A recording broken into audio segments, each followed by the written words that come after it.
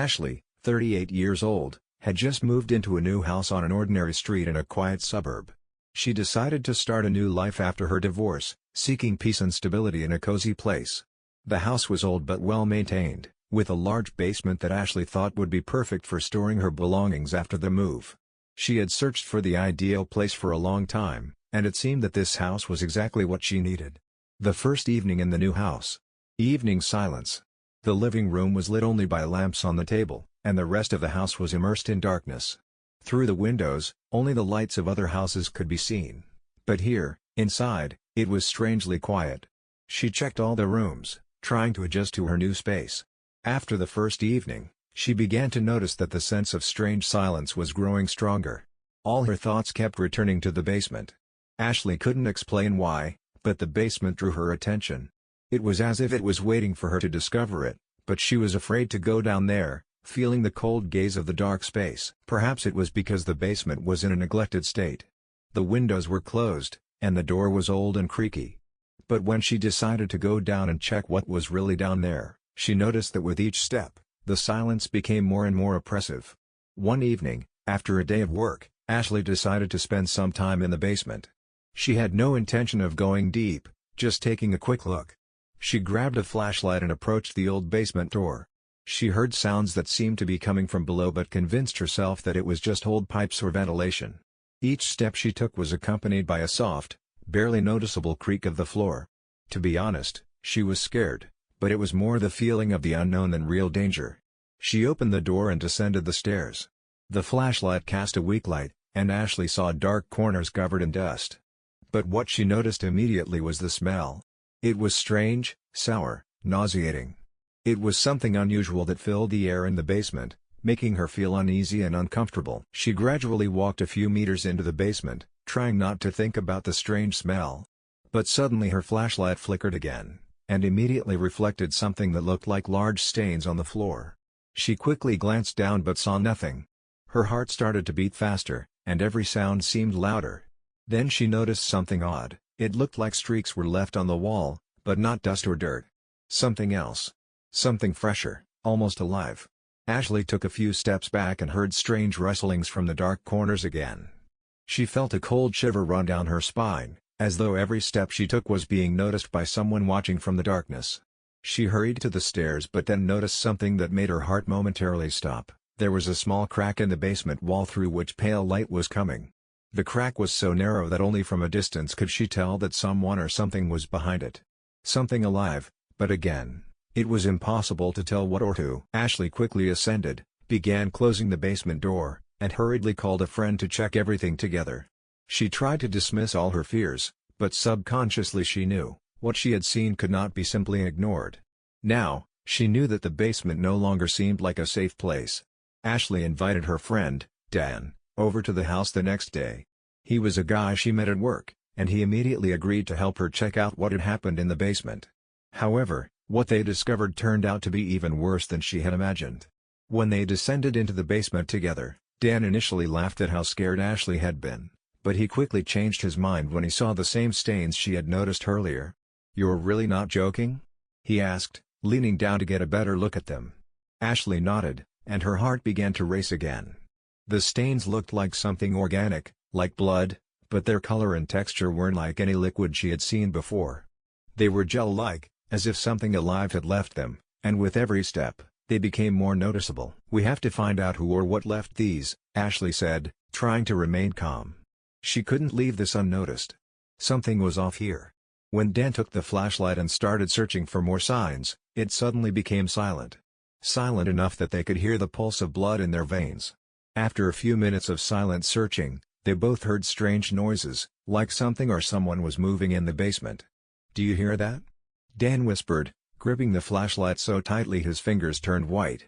"You mean there's someone down there?" Ashley responded, trying to stay calm, though her voice betrayed her anxiety. Their steps grew heavier, and the sounds coming from the darkness grew clearer. They couldn't tell if it was just an illusion or if someone was truly in the basement. But they decided to move forward. Suddenly, Dan felt something shift beneath his feet. He fell to the ground, screaming in pain. Ashley jumped, seeing his flashlight illuminating a dark corner of the basement. She approached and saw that Dan was lying on the floor, clutching his shoulder, where a large wound resembling a bite mark had formed. "What was that?" she asked, stepping back a few paces. Dan didn't answer immediately, only breathing heavily, trying to comprehend what had just happened. His hand was still gripping his shoulder, but his face revealed that this wasn't just an ordinary wound.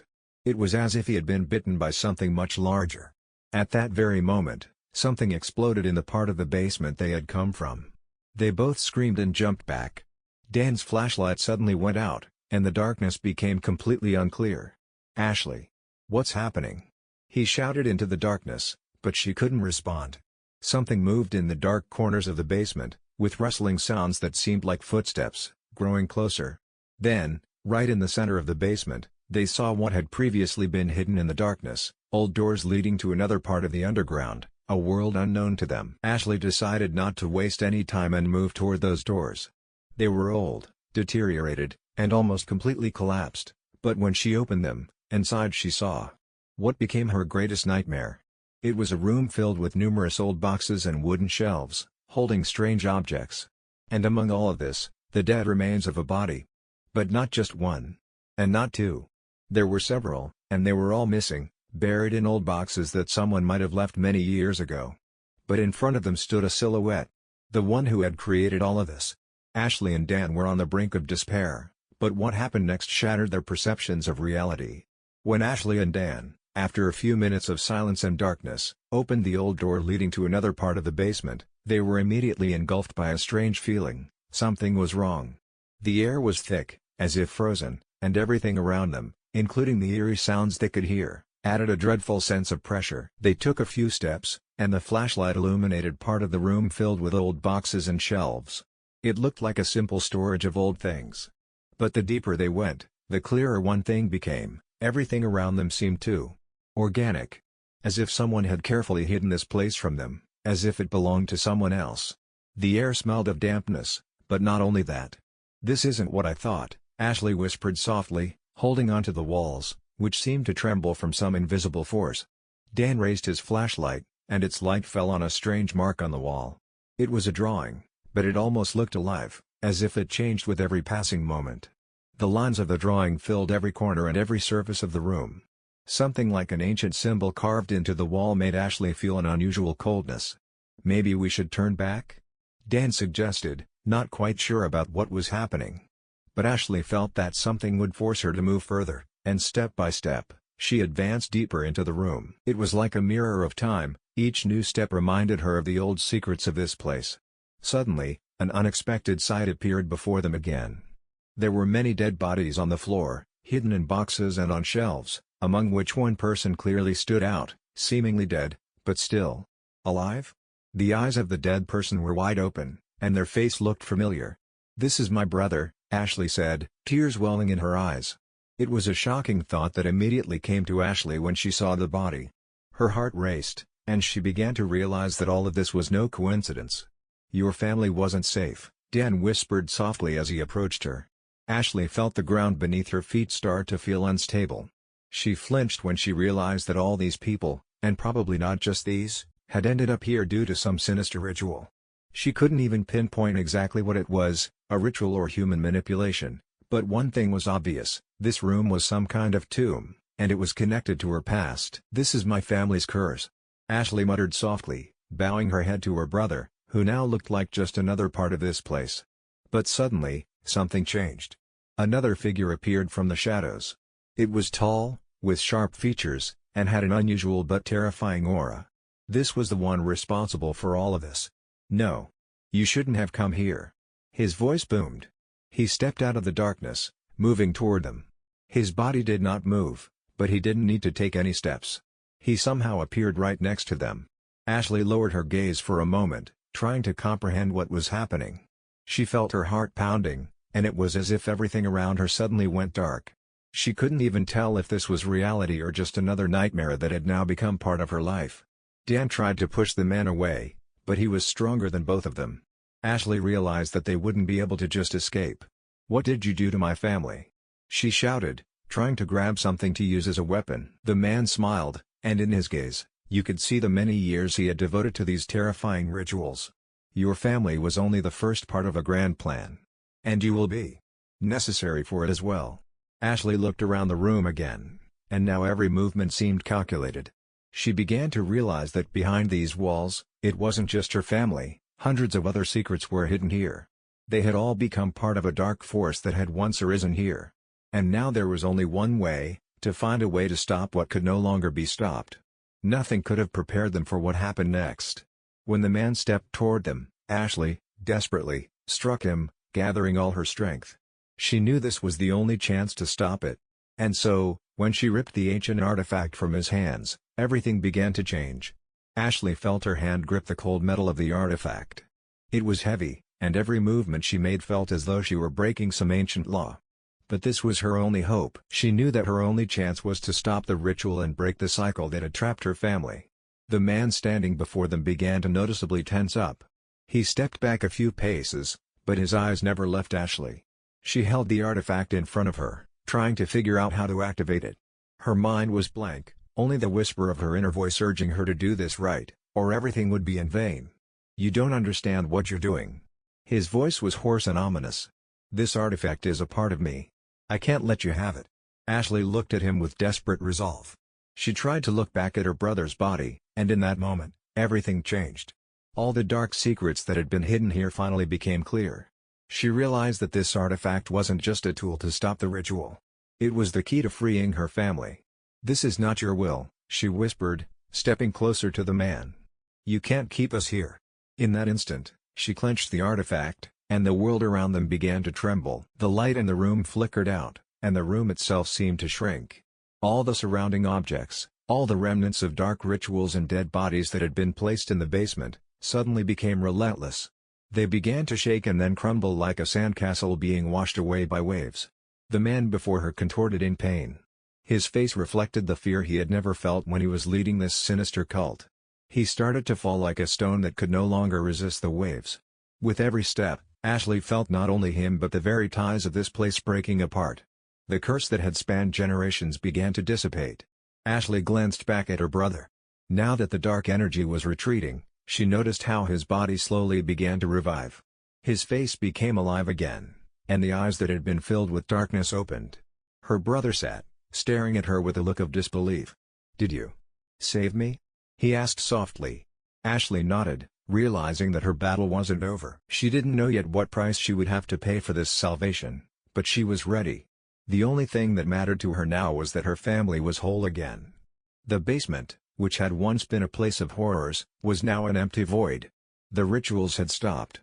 But one unanswered truth remained: who was that man? And why had all these people, including her family, been involved in this horrific ritual? But the answers to these questions no longer mattered. What was important now was that the true battle was over. As they emerged to the surface, the daylight burned their faces, and the world, which had seemed to have long ceased to exist, became real again. They stood at the threshold of the old house, and everything around them seemed so familiar, so peaceful. But Ashley knew that this peace was only superficial, and until the last trace of dark power was found, they would not be free. Nevertheless, this moment of release was also the beginning of a new life. They had managed to leave this house, and although the path to complete healing still lay ahead, each step brought them closer to leaving the dark past behind, but her heart remained calm. She knew one thing: even in the darkest times, when it seemed everything was lost, there is hope. And she was that hope for her family. Ashley and her brother stand side by side, trying to understand how to build a new life, but now without the heavy burden that had weighed on their souls. They returned to their home, where it all began. And though they would never forget what had happened, and the nightmare they had endured, they were now free. Only one question remained unanswered: had they truly left all dark forces behind, or was this just the beginning of a new cycle?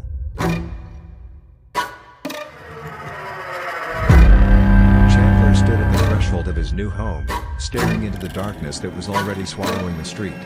The light from the lamp barely stretched through the heavy rain that had poured down on the city.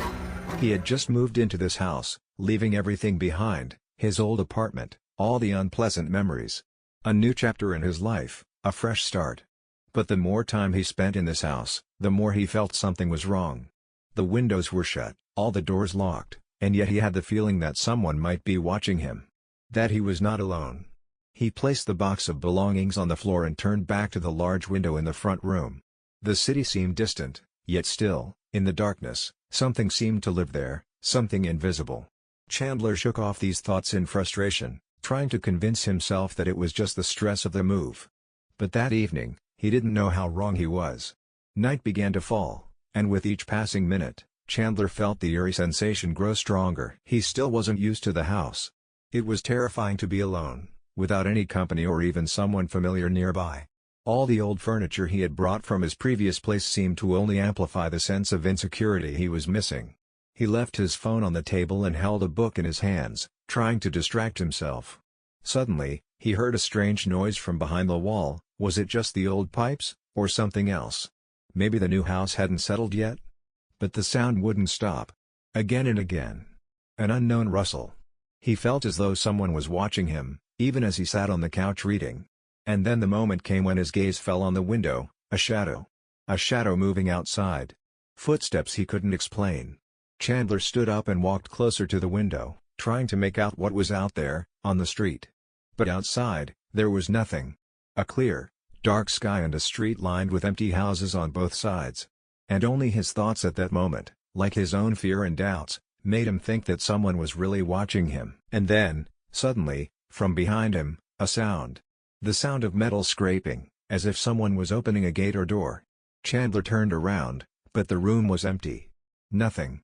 Only the echo of the sounds that had started to surround him, filling every corner of the house, giving him no peace. His heart raced, and he felt fear completely overtake him. Chandler momentarily forgot everything. And then, when he turned back to the window, he saw the shadow. This time, it was on the other side, in one of the neighboring windows. At first, he thought it might be the reflection of his own shadow, but he couldn't calmly explain it to himself. Soon, it became even stranger. The story about the new house no longer seemed so peaceful. Maybe it was just a coincidence? Or maybe it was just a maniac watching him? He tried to calm down and decided to just close the windows and go to sleep. But at that very moment, his phone notified him of a new message. Chandler, trying to keep himself composed, picked it up to see who it was from. There was only one short message: "I know where you live." Chandler still couldn't shake the feeling that someone was watching him. He couldn't tell whether it was real or just his imagination. However, with each passing day, his nerves became more and more on edge. Every time he returned home, he noticed something strange. The position of a tree in the backyard, which rarely changed, seemed altered. The windows, which had always been clean, seemed to be covered in a thin layer of dust, as if someone had just been standing there. Chandler tried to convince himself that it was all just his fears, but every night brought new details that became more and more unsettling. He decided to figure out what was going on and started setting up cameras around the property. After a few days, he noticed something odd in one of the recordings: a person in dark clothing with a hood, moving through his yard at night. All his fears were confirmed. Someone was watching him. Chandler urgently contacted the police, but when they checked the footage, they found nothing suspicious. It turned out that the person's face was barely visible on the camera. He felt as though they were starting to ignore him, but his intuition told him that this was something more than just a random passerby. One night, unable to take it anymore, Chandler decided to stay in the house, stocking up on everything he might need for self-defense. He couldn't wait for his surveillance to lead to something dangerous. The situation became critical the next day when he realized that all of his cameras had been damaged or turned off. The suspicion that someone had broken into his home was becoming more and more real. But the worst happened one dark night when the doorbell rang. Chandler asked who was there, but there was silence on the other end. He felt a chill run down his spine, yet he opened the door. There was nothing. Just the wind howling through the empty hallway. Still, the feeling that someone was waiting for him didn't go away. The next day, Chandler returned home late in the evening. His heart was pounding in his chest as he approached the door. All the windows were closed, and he didn't notice anything suspicious. However, the feeling that someone was inside lingered. He turned on the light and checked every room. Everything seemed fine, but the longer he stayed, the more his tension grew. Chandler went to the kitchen, and as he opened the fridge, he heard a faint sound coming from beneath the floor. Something was sliding across the floor. His heart stopped, and he felt his legs go weak. Instantly, he grabbed a kitchen knife, but it was too late. The person who had been watching him sprang from their hiding place and immediately lunged at him. A struggle ensued between them. Chandler fought with the unknown attacker, trying to keep the upper hand, but his strength couldn't match that of someone who clearly had experience in such situations. During the fight, he noticed something strange about the attacker's face. It was blurred, as if they were trying to be someone else. Exhausted and nearly broken, Chandler finally managed to wrest the knife from the stranger's hand and, fueled by fear, suddenly shoved him away, hitting him in the face. The body fell to the floor again, and Chandler felt all his energy drain away. However, it was enough to break the confrontation. Chandler breathed heavily, realizing that the person who had been stalking him was no longer moving.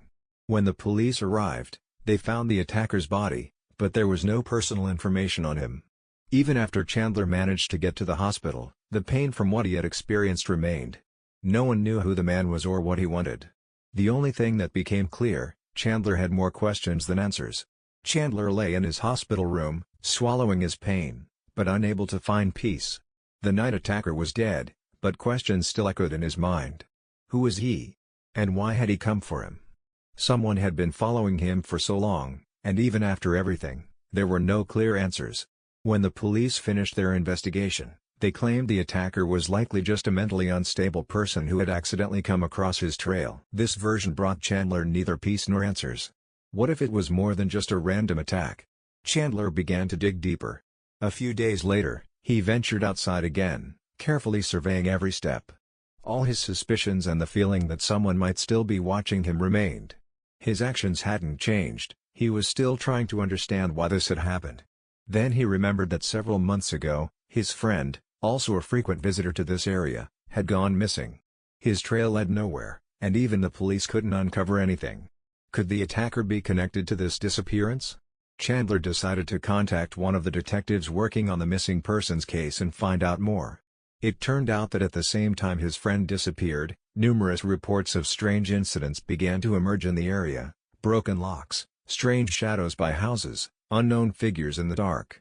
The detectives had dismissed it as a car theft ring, but this was no coincidence. Chandler learned that the missing people had become part of some illegal group that was spying on others, gathering information for something much larger. Over the course of several weeks, working with the detectives, Chandler uncovered the shocking truth: the attacker he had killed had been part of a vast network of people involved in illegal information gathering, using it to blackmail their victims. Both his friend and many others had become victims of this network, which used horrific methods to control people. Now, with the truth uncovered, Chandler had gathered enough evidence to convince the police of the conspiracy's existence. The group was dismantled, but Chandler felt neither relief nor peace.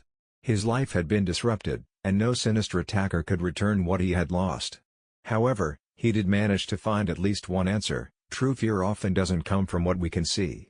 Sometimes it hides in what we cannot understand until it completely engulfs us. Chandler had changed. He became more attentive to the people and situations around him. His thoughts no longer stayed within the confines of the ominous events, but began to search for a way to return to a normal life, though with a new understanding that sometimes danger comes from the most unexpected places.